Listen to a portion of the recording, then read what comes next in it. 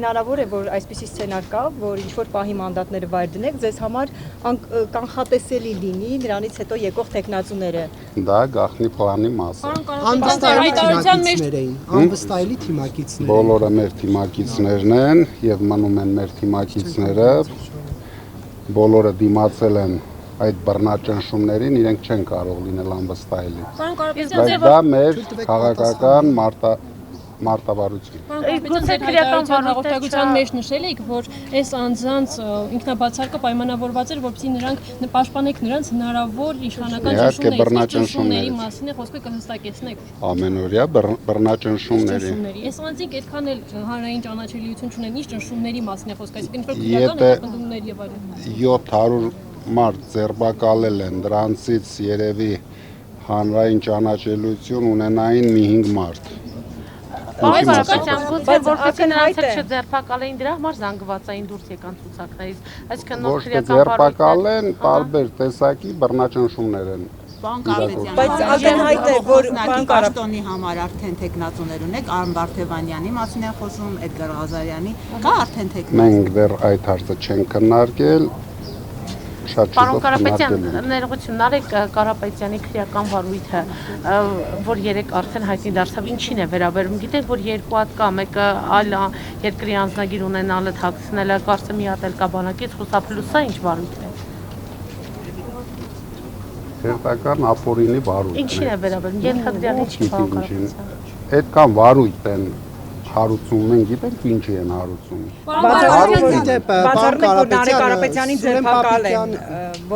ձերբակալ են, որոշեն մեղադրանք առաջադրել։ Վարույթ են հարուցել, երևի եթե ուզեն մեղադրանք առաջադրել։ Սուրեն Պապիկյանը հարցադրումներ արել եւ իշխանության տարբեր ներկայացուցիչներ ասում են ինչու Սամվել Կարապետյանի տղաները, եղբոր տղաները չեն ծառայել բանակում։ Դուք ունեք պատասխան տալ։ Իհարկե ունեմ, ես ասել եմ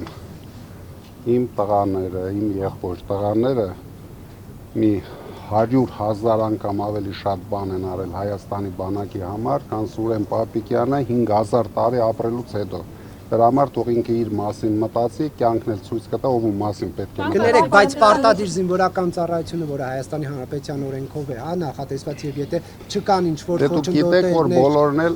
հարգելի պատճառներ ունեն, դրա համար էլ չեն ծառայել։ Ոչ մեկը անհարգելի պատճառով չի եղել։ Ինչ գիտությամբ են զբաղվել, հա։ Գիտնականներ են։ Նարեկ ուսումնասիրի, լրագրող ես։ Դե ուսումնասիրելուց բանն էլ նաև հարց տալն է եւ պատասխան ստանալը։ Հարց տալը դու գնա իրենց դու, որովհետեւ իրենք լավ գիտեն։ Հիմա ես ինչ էլ ասեմ, կլինի կողմնակալ պատասխան։ Դրա համար ես ասեցի Սուրեն Պապիկյանը սկի չի երազի։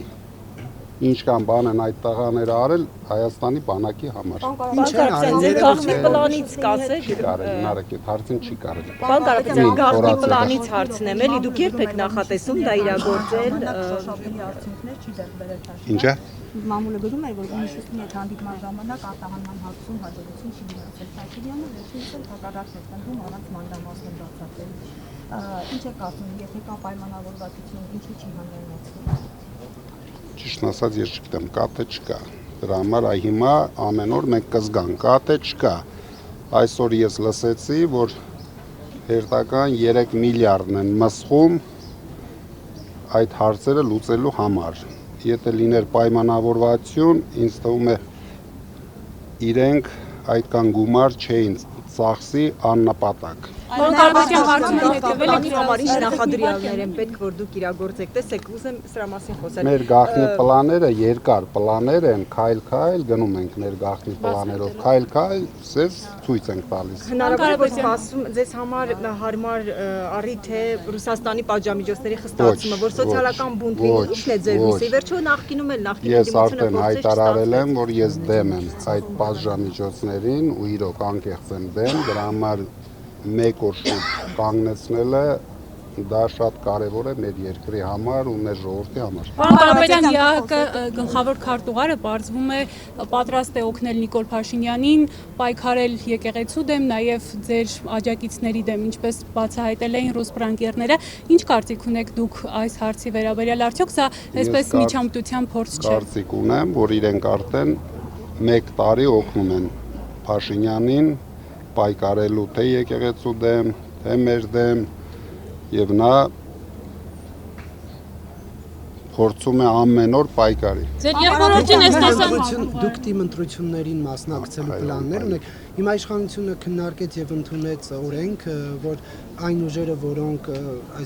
կոռուպցիայի մեջ են թաթախված եղել, չկարողանան քաղաքական գործընթացներին մասնակցել։ Մտավախություն չունեք, որ դա կտարածվի ուժեղ Հայաստանի վրա, պարոն Կարապետյան, եւ ինչպես եք դրա դեմ պայքարել։ Ուժեղ Հայաստանը, ես ասել եմ, չկա մեկ դեպք, չկա Նարեկ, մեկ դեպք։ Դա իրենք ինչ արել են, այդ զայնագրություններով շեղեցին մեր վրա։ Բայց սահմանադրական դատարանն էլ ցույց տվեց, որ այդպիսի բան չի եղել մեր ուժի կողմից։ Դրա համար դուք ուսումնասիրեք։ Այսինքն իրենք ամեն ինչ անում են ապօրինություններ։ Հետո մի քայլով շեղում են դա։ Այդ զայնագրությունները այդ շեղելն էր, որ իրենց արածները միլիարդ դոլարների հասնող